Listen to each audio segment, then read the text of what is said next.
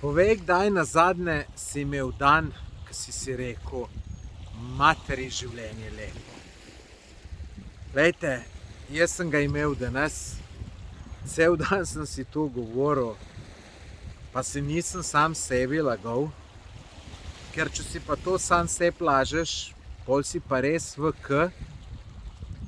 Jaz sem drugač na Krku, tu sem zdaj že tretji dan. In danes sem cel dan Krk raziskoval.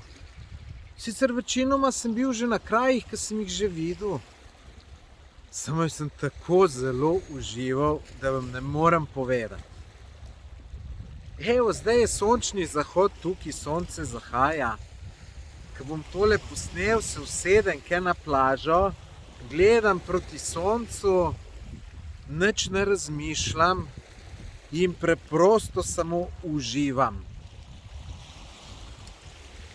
No, kaj je bilo glavno? Danes sem šel pogledat zapuščen hotel Haludovo v Malinski. To je izredno zanimiva zadeva. Video si lahko pogledate na mojem Instagram profilu Tomaž Gorec ali pa vpišite v Google Tomaž Gorec hotel Haludovo. Boste najdel članek. Tvil, kako je to zanimiva zadeva. Sem ga že ne 5krat obiskal, ampak meni je fantastičen, jaz sem šel z veseljem. No, pa sem pa razmišljal, kaj čem še delati. Sem rekel, nič, v Baško grem. Čeprav sem bil že, ne vem, 30krat, 50krat mogoče. Ampak meni je Baška tako lepa. Zaradi tistih hribov, pa zdajle, ko ni gužva, je še posebej lepa. In sem šel v Baško, sem malo sprehodil. Fenomenalno, vam povem, fenomenalno. No, ampak, ja, kako pride do tega, da se imaš tako fino, ne? Je mogoče nekdo, ne vem, ga lahko peleš v Ameriko, ne bo znal v tem uživati. Glejte, tudi jaz včasih nisem znal. Nisem, ne vem zakaj, ampak nisem znal. Ampak, veste kako je? Tudi vsa ta potovanja, da te nekaj zanima. Vse je potrebno trenirati. Potrebno je trenirati, tako kot je potrebno smučanje trenirati. Glejte, življenje je zelo podobno smučanju. Ko greš prvič smučat, je to muka. Kakšen užitek, lepo vas prosim, to je muka.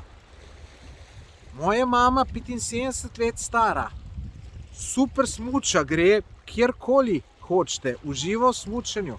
Ampak jaz se ne spomnim. Ona se 10 let matrala, da se je naučila smučati.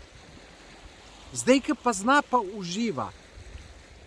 In, glejte, kakšne stvari je treba začeti početi tudi na silo. Rečemo, ena taka zadeva so potovanja. Jaz sem se na potovanji navdušil, ko sem enkrat eno oddajo gledal, ko je šel en slovenski popotnik na Kitajsko. To je bilo pred več kot 30 leti. Sem rekel, jaz bom potoval. No, pol so pa pred dobrim 30 letem, ko so pa z bratom šla prvič na potovanje v Turčijo, pa Grčijo, ampak takrat je bila Turčija bistveno drugačna kot zdaj. Sploh doma niso povedala, da greva v Turčijo, ker če bi povedala, naju starši ne bi pustili. No, in kaj je bilo, ko so prišla v Turčijo? Niso se znajdla. Vse je bilo brez veze, šla so za 3 tedne, domov so pa prišla po 12 dneh. Potem sva rekla, tle v Turčiji je brez veze, bo boljše v Grčiji. In so šla v Grčijo, na en otok.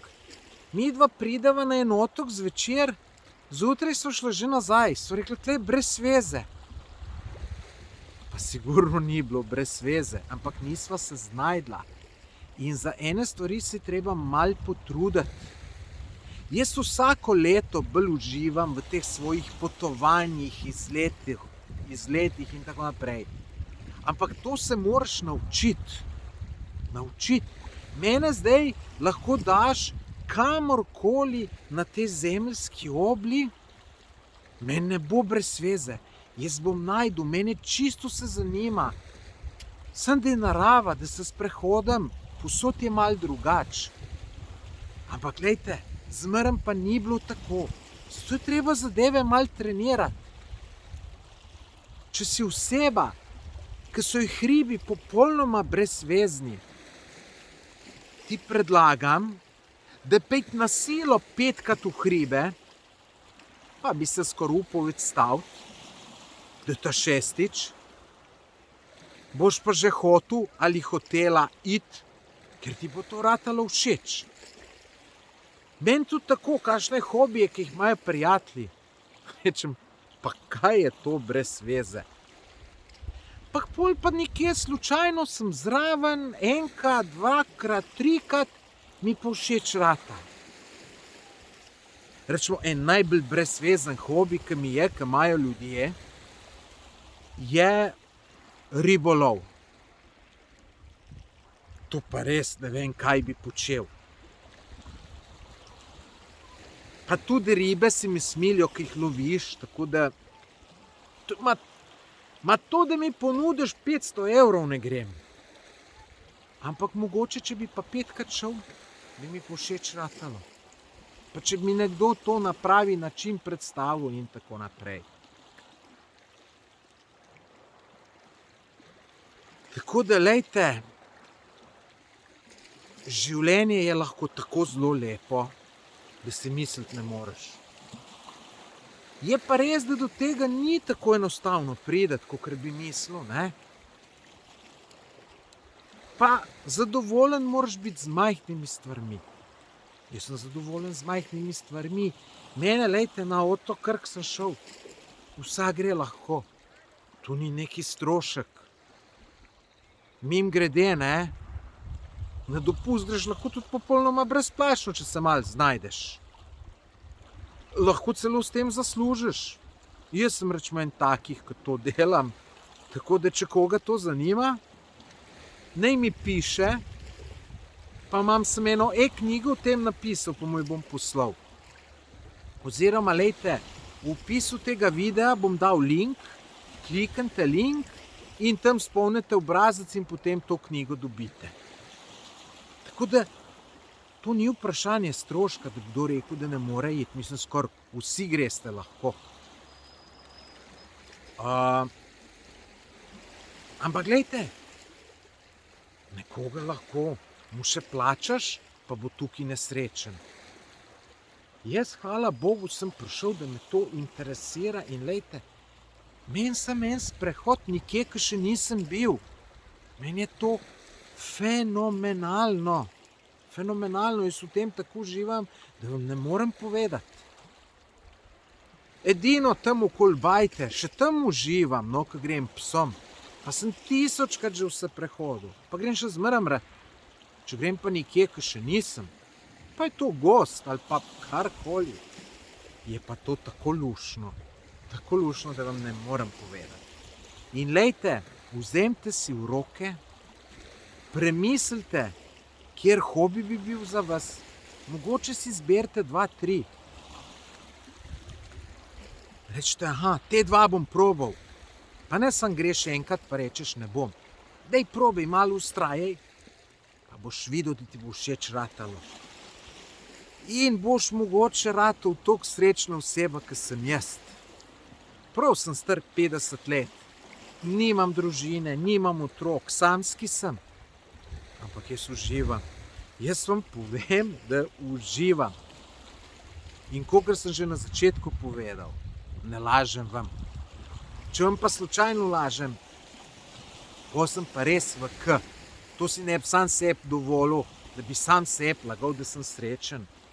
Oziroma, po pravici povem, če bi mojo srečo ocenjeval od 1 do 10, bi si dal tam nekje eno 8. Do 10 mislim, da sploh ne moreš priti, ker zmeraj je lahko še nekaj boljš. Ampak jaz mislim, da je 8 odličen rezultat. Jaz ne vem, če poznam človeka, ki je bolj srečen kot jaz. Sicer res je tudi to, da ne moreš ti vedeti, koliko je nekdo srečen. Običajno tisti, ki trdijo, koliko so srečni, so običajno najmanj srečni. To zdaj lahko zame rečete, ne? Ker vam tukaj razlagam o sreči. Ampak jaz sem rekel, bom danes ta video posnel. Sem rekel, moram to ljudem povedati, če mogoče komu kaj prav pride. Meni, če bi to en pred 20 letem povedal, bi mi ful prav prišlo. Pa mi ni žal noben povedal. Lahko bi kje prebral, pa sem bil prelen, pa nisem.